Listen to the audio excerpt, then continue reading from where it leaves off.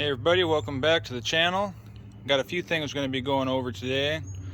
Doing some work on the Volksrod now, doing some changing around on that, and some future plans on the car and what I'm going to be doing with that over the next few years. And what we got here is little Noah, 9 days old, out here helping me in the garage and side of the house. So proud new dad here, little youngster. Yeah, he was out here helping me get everything going on this car. Just hanging out in his little carriage deal, but he was here nonetheless. 7 days out of the womb, hanging out with Pops, doing a little work on the cars. I'm gonna put him in his carriage and I'll get right back to it. So a little rundown on this car. This is a 1970 Volkswagen. You'd call it a chop top, a rat rod, a Volksrod. You can even just call it cool, but anyhow. This thing I got off a good buddy of mine. He made me an offer I couldn't refuse, and I am now the new caretaker of this beast.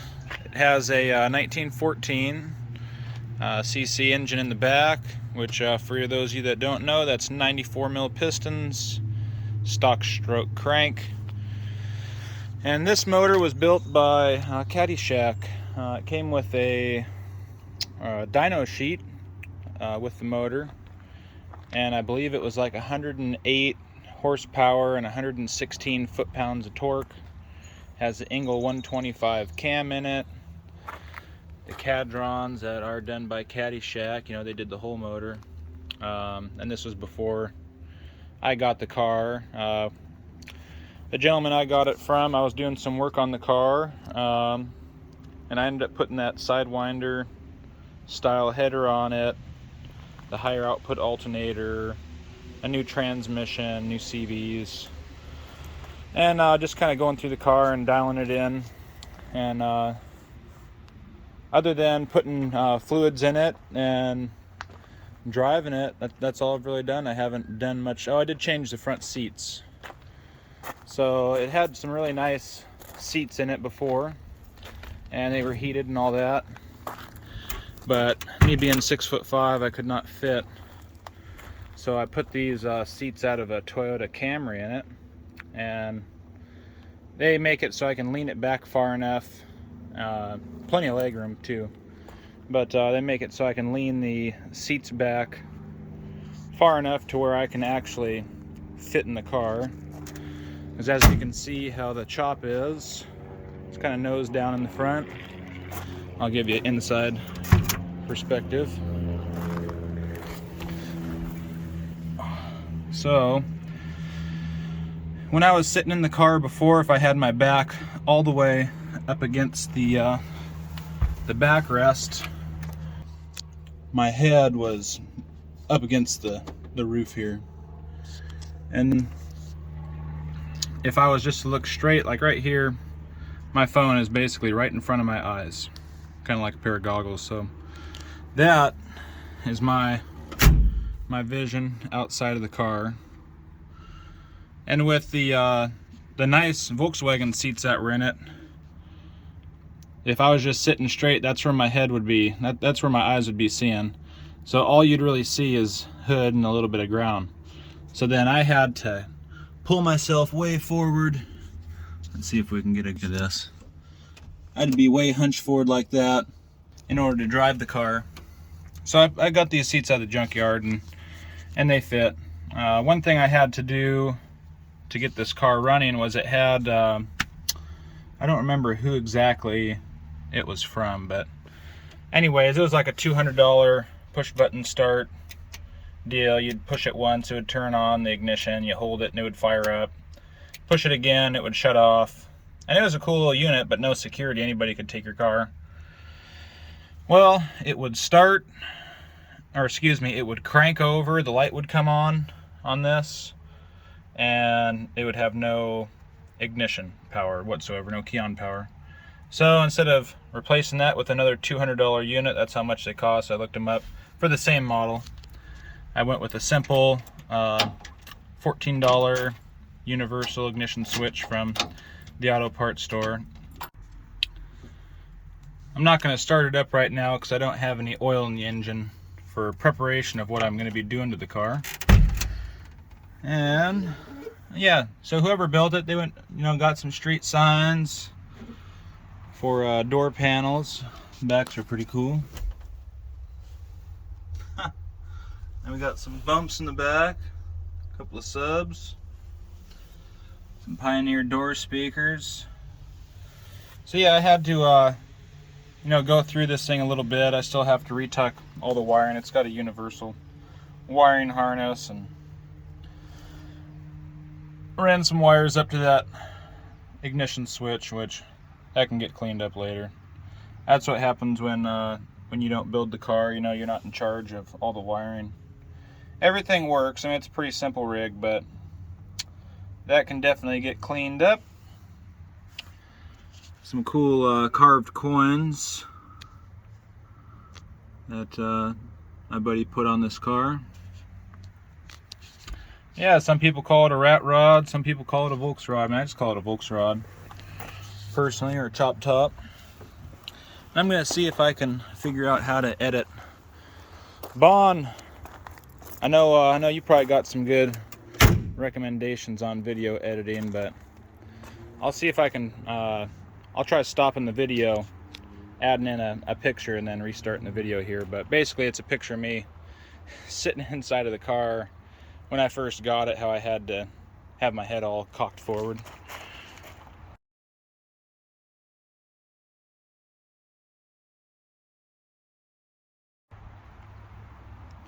But anyhow, here's the rest of the car. My buddy who I got it from is a Vietnam veteran, so thank you for your support, Gary. And or thank you for your service, I should say, not for your support. All of us Americans should be supporting all you guys that fought for our freedoms that so many people are throwing away this day and age, which is unfortunate. But back to the car stuff. So this being a 70, has a 70 hood.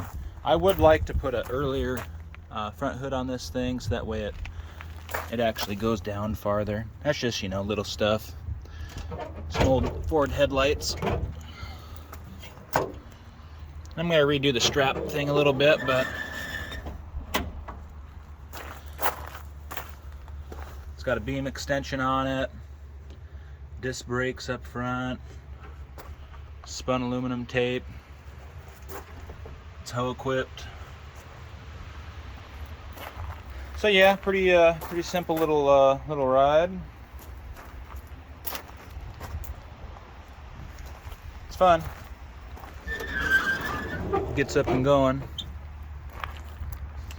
All plexiglass windows, so I'm going to redo that at some point in time. And the backs, you can't really see out of, but it's got metal around, a little bit of plexiglass, so that'll get changed. I'm not sure if I'm going to leave a metal ring to secure the windshield in or not, or the side windows, and same with the back. This almost looks like you could fit a piece of stock glass. I might have to look. You can kind of see it was welded back in here, so who knows it. Yeah, I can feel something there. So it was definitely cut and re-welded. I don't know if a stock window will fit. When you chop these things, not only are you, I've never personally done one, I've done plenty of reading, but from what I've read, I should say, when you chop these things, you actually need a couple sections of roof, because if you were to just go down, that would bring that A-pillar way back, look kind of goofy, so you have to lengthen the roof. And then sometimes people widen them too, so that way, again, the A-pillar is not sitting at an angle like that. You want to kind of keep that rounded shape of the Volkswagen. I have seen a couple chops I think it's pretty cool, where they basically section a piece of the roof out, move this forward, and then have the stock back window in the rear, but the louvers in the back are now on this side of the fan shroud, and the whole top drops down, so your B pillars would be cut, probably cut right below the gutter, or maybe down farther on the body actually. And then the whole roof dropped down. This part of the roof moved forward, so it'd be a shorter quarter window. And will I do that to this? Probably not, but I've seen some chops like that I think are pretty sweet. So yeah, the motor in it runs real good. I'm not sure the mileage on it, but I got a few upgrades I'm going to do to this motor. And right now I have the oil out. It was sitting all winter, so I fired it up, went down the street, did a little hot lap, got the oil up nice and hot and drained it. So I'll be doing a valve adjust on it, fresh oil, and these cadrons are coming off, and that ignition system's coming out. It's a Pertronics with just a regular 009. The license plate is going to be moved. I got a plan, which I'll explain here in a little bit, of what I'm going to be doing with this car. But let me take you into the garage here and show you what we got going on. There's a 57 sitting, snug as a bug in a rug. Oh yeah. So I'll be going over a few different aspects of what's going to be done with the 1914, and also what's going to be done with my old 1641 supercharged engine. So the parts I'm going to be putting on the Volksrod is this ignition system, CompuFire. They call it a distributorless ignition. You still need a distributor. It comes with this magnetic pickup. The only thing that the distributor is not doing anymore is distributing the spark. It's just a magnetic pickup. Then you have your coil packs, fires with wasted fire, so it fires on your exhaust stroke as well. So my very first engine that I built, or assembled I should say, was 1641. It was actually my supercharged engine, and it had a VZ25 cam, and those that know are a very aggressive cam, but they come on like a light switch. So this son of a bitch would just come on like hell at 3,000 RPM, and it would pull up to 8,000 RPM out of that little 1641 with this ignition system and this set of dual 40 IDFs. Now these have 32 mil Venturis. Stock is 28. And on that 1641, boy, would that thing come alive once you hit about 3,000, 3,500. Now, something happened with my distributor, or actually with an older model of this that I had. The wires got hot and broke right off the cap here, so I had to put a regular ignition in it, and all I had was a points distributor. And that engine, with this ignition system removed, it would only pull up to 6,500. So this thing gave me just about an extra 1,500 RPM of power, and a noticeable difference in power on the low end. I mean, this sucker's got some spark. But anyways, this ignition system will be going on the 1914. These carbs were on my 2058 stroker, and I was sitting there rejetting the carbs, trying to get it as close to perfect as I could. I have a wide band in my bug. And it was either, you know, good on wide open throttle, and the numbers, you know, they're just on the air-fuel ratio gauge, they're just a number. You know, you kind of use that as a guideline and listen to the motor. When it wants more fuel, you give it more fuel. I really don't care what the number says. I mean, that gets down into volumetric efficiency and all that, but we don't have time for any of that stuff today. But anyways, I was trying to jet these carburetors, and I got the carburetors jetted as best as they were going to be. A little bit rich on cruise, a little lean, wide open throttle. If I got it any richer on wide open throttle, it'd be way too rich on the idle circuit, or on the cruise. So anyhow, I got it as close as I could, and at that point in time, on one of my older videos, I have a video of my stroker with the distributor cap. I take it off while it's running and rev the motor, and that's the crank-fired ignition system with that no-diz ECU from the UK. And how that is set up is it has a crank trigger on the back side of the crank pulley from the dub shop, and then that goes to the ECU, and then there's a map sensor, which I had hooked in the back of this. So this was on my fan shroud. This one port right here would go to my vacuum gauge and the ECU for the ignition. Well, this was working fine, and here's the intake manifolds.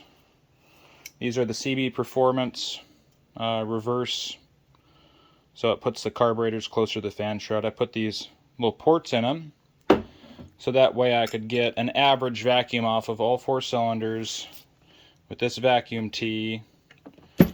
But I used the wrong hose, and this was splitting and vacuum leak. And I was like, you gotta be kidding me. So I ended up getting, because I was running these velocity stacks, I made my own air filters for them because I couldn't fit an air filter in my car. But anyways, they used to have foam down the bottom, and I went with just a finer mesh screen. Living on a gravel road, I figured not the best idea. And one of my idle jets finally clogged. I made these, they call them like jet doctors. It's the vent for your idle jets.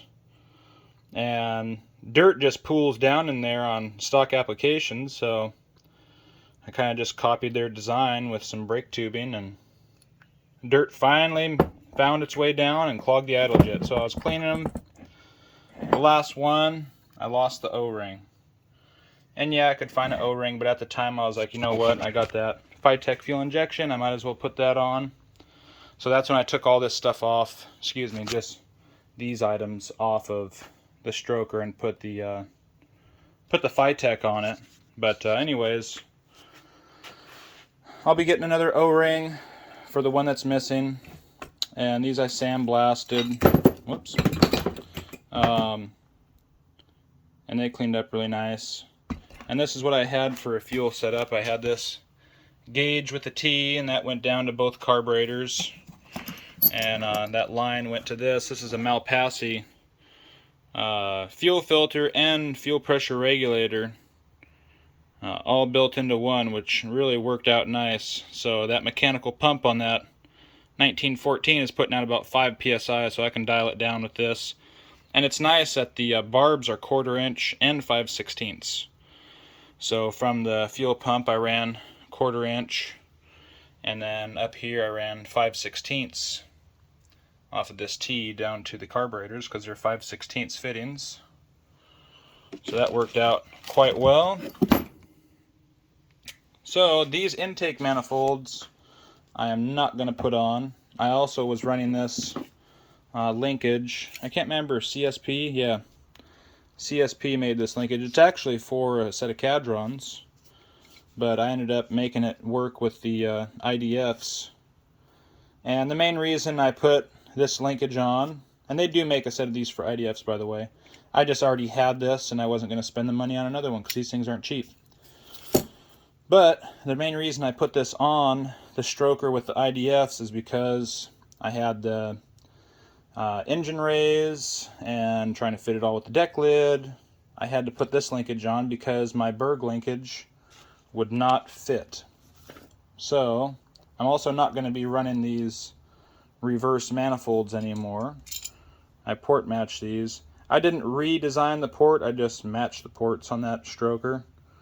I figure if you don't know what you're doing, cleaning them up and port matching them is a lot better than getting too crazy with the Dremel and opening it up.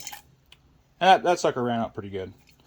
But the main reason I'm not running these is because it was a pain in the ass with these carburetors sitting like this, and then trying to get in between the fan shroud to get the idle jets out or to mess with your idle mixture screws, it was just a total pain.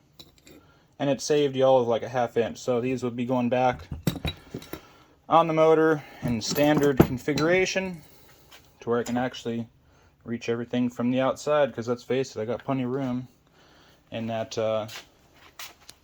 Volksrod. So these carburetors with that intake and this intake I bought used. I've never ran them, but I did notice these intake manifolds I've had before and I've ran before. They're offset. They are bigger than this other set. So I'm not sure what these are off of, which one I should run. These definitely look like they have a lot more offset to them than these. Let's see if I can get these lined up the same.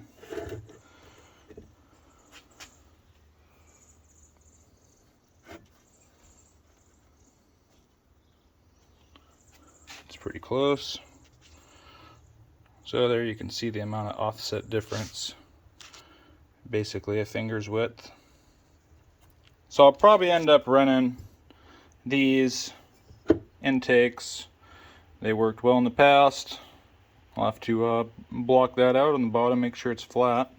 They're pretty old, but just in case I lose any more parts. I ran a rebuild kit through that other set of Webers, and they're both Spain made. But just in case I need to rob any screws or parts or studs, then I got these here to do that. And then these were off of that 1641. So a little, we'll be jumping around a little bit here with the storytelling, but this engine right here